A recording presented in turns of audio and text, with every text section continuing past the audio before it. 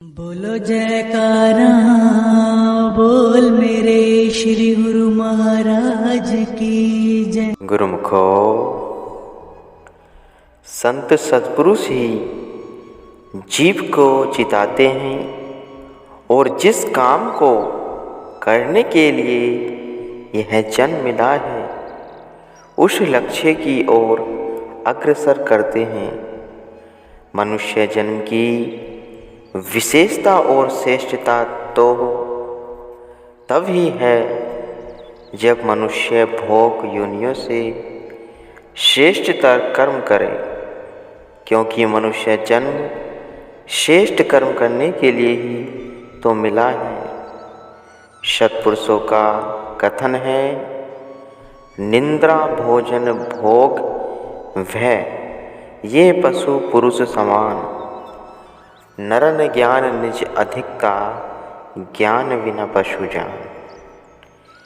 शरीर के सुख आराम, इंद्रिया सुख भोग, परिवार का पालन पोषण, नींद और भय ये सब काम मनुष्य और पशु योनियां समान रूप से करते हैं। निज स्वरूप की पहचान और आत्मज्ञान की प्राप्ति कर अपनी विछड़ी आत्मा को परमात्मा से मिलाना है। यह मनुष्य जन्म की विशेषता और श्रेष्ठता है। जब सौभाग्य से संत सत्पुरुषों की संगति मिलती है तब जीव को आत्मज्ञान की प्राप्ति होती है एवं जीव निज स्वरूप की पहचान कर परमात्मा से मिलने का प्रयत्न करता है। यही मनुष्य जीवन का वास्तविक उद्देश्य है। सद्गुरु अपने सेवक को जो उपदेश देकर आचरण के लिए फरमाते हैं वह निश्चय ही उसके लिए लाभदायक होता है। यही ठीक है कि मन इन बातों को पसंद नहीं करता।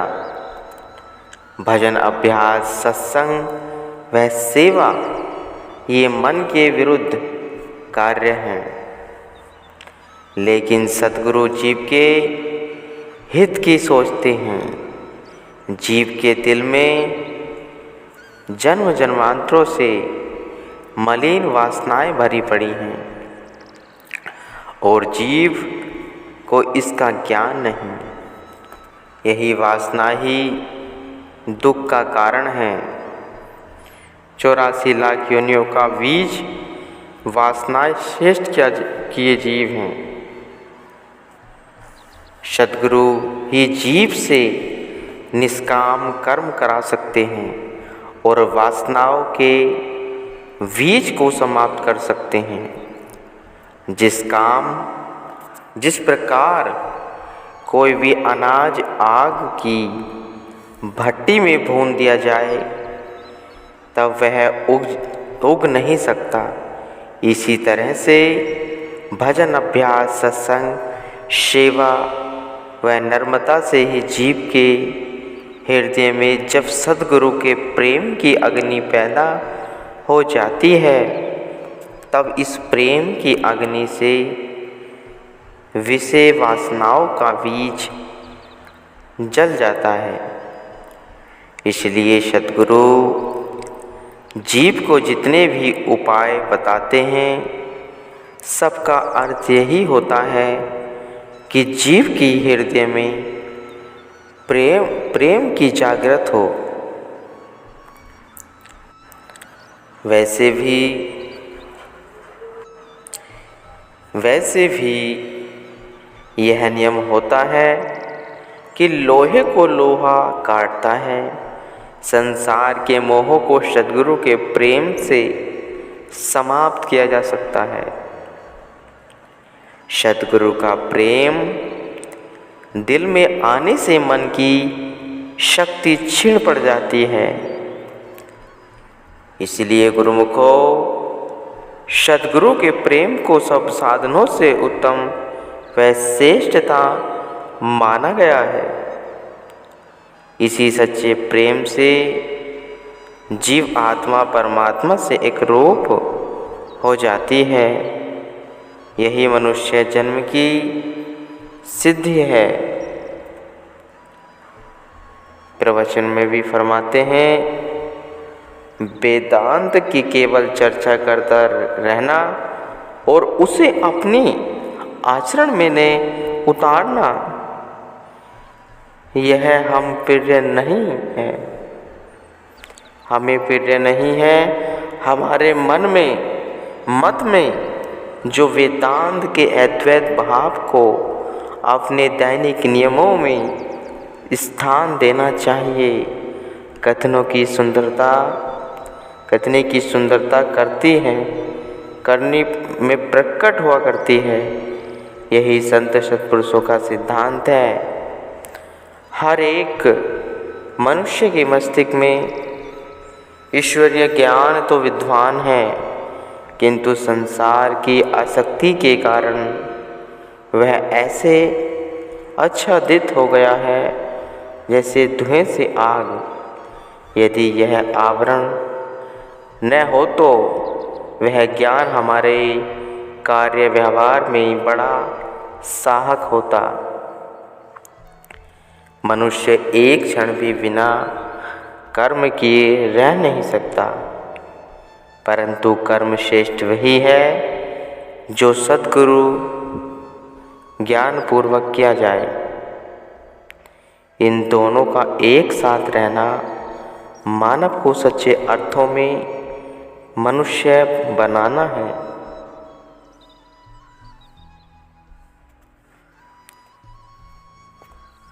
केवल शुष्क ज्ञान की चर्चा करते रहना लाभदायक नहीं है, और ईश्वरीय ज्ञान को प्राप्त किए बिना जो कर्म किए जाते हैं वे बंधन के कारण होंगे। सर्वश्रेष्ठ कर्म उसे ही कहा जाता है जिसके द्वारा ईश्वर की प्राप्ति हो। परमार्थ की सफलता केवल वाणी के द्वारा ज्ञान भरी बातों के कहने से नहीं मिला करती। ज्ञान के साथ यदि भक्ति के साधन नहीं अपनाए जाते तो मानो जीव एक ऐसे पक्षी की तरह है जिसका एक ही पंख हो।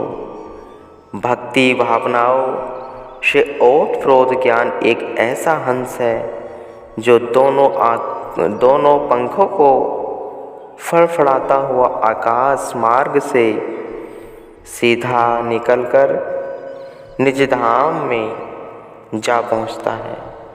यही धाम की परमहंस संत सत्पुरुषों का निज स्थान होता है। इसलिए गुरुमुखों का यही कर्तव्य है कि जीवन को सत्पुरुषों के आदेश अनुसार आचरण में एवं कर्तव्य निष्ठा बनाए, ताकि देह को प्राप्त कर सके। इसी को आचरण में वेदांत कहते हैं। सत वस्तु भीतर है, उसका संग करना ही मानव जन्म का परम ध्येय है। सत वस्तु क्या है? आत्मा सत है। जो आत्मा को परमात्मा से मिलावे वह वस्तु सत्संग है। यह सत वस्तु मनुष्य के अपने अंदर है, क्योंकि मनुष्य स्वयं सत एवं चेतन है और उसे सच्चिदानंद घन परमात्मा का अंश है। सतचित आनंद से विछुड़कर सत का ज्ञान न होने से केवल चित्त चेतन ही अपनी आप को समझ बैठा है। यह चेतनता केवल मानव जन्म को पा लेने से नहीं कि वे विवेक और बुद्धि मिल गई है तो चेतन बन गया है। चेतन का वास्तविक अर्थ वह है चैतन्य कि अपने आप को जाने कि मैं कौन हूँ, कहाँ से आया हूँ, मेरा असली उद्देश्य क्या है। यह प्रथम शब्द सत तथा अंतिम शब्द आनंद को भूलकर केवल मध्य के शब्द चित्त को अपना स्वरूप समझता है। केवल बुद्धि विवेक से कार्य लेना ही चेतनता नहीं। बुद्धि तो असत्यता के विषय में भी सोच सकती है। मध्य के शब्द चित्त को अपना रूप समझते हुए जीव मझधार में फंस गया है। अब हुआ क्या, जीव परमात्मा से बिछुड़कर जीवात्मा बना, आत्मा को भुलाकर केवल जीव बन गया है। इतनी बड़ी भूल है कि अन्य पशु योनियां भी जीव कहलाती हैं और मनुष्य भी स्वयं को जीव समझ बैठा है। अपने स्वरूप की पहचान करने के लिए ही सत्पुरुषों की संगति आवश्यकता है। सत्संग अर्थात संतों का संग, सत्पुरुषों का संग करने से ही अनुभव होता है कि बाहरी दुनिया क्या है और आंतरिक जगत क्या है। जो दिव्य ज्योतियों मनुष्य के अंदर विद्वान हैं, उन्हें सूर्य, चंद्रमा, तारागण आदि रूपों में बाहर प्रकट किया है। जीव बनाने के कारण इसे अपनी शक्ति भूल चुकी है तथा वह सांसारिक विमोहक दृश्य को ही अपना समझ बैठा है। सत्पुरुष यह ज्ञान देते हैं कि जो कुछ बाहर की रचना है उससे भी असंख्य गुणा अधिक दृश्य अंतर विद्वान है। यह बाहरी दृश्य अंदर के दृश्यों की परछाई मात्र है। जब तक आंतरिक ज्योति को देखने की ओर ध्यान नहीं जाता, तब तक दुनिया के दृश्य अत्यंत लुभावने और आकर्षक लगते हैं। जब आत्म ज्योति की ओर ध्यान गया तो बाहरी दुनिया के आकर्षक दृश्यों का रंग फीका तथा तुच्छ नजर आने लगा।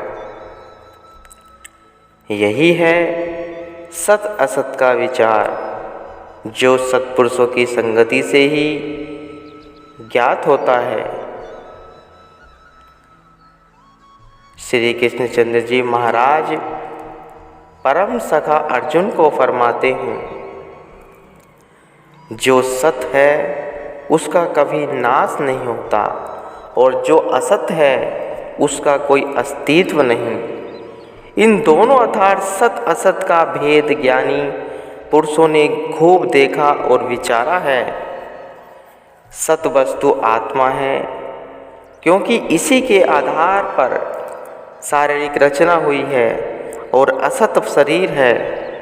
इसका नाम सत असत का ज्ञान है, और यही गुप्त रहस्य सत्पुरुषों के संग, सत्संग और बतलाए हुए मार्ग से प्राप्त होता है।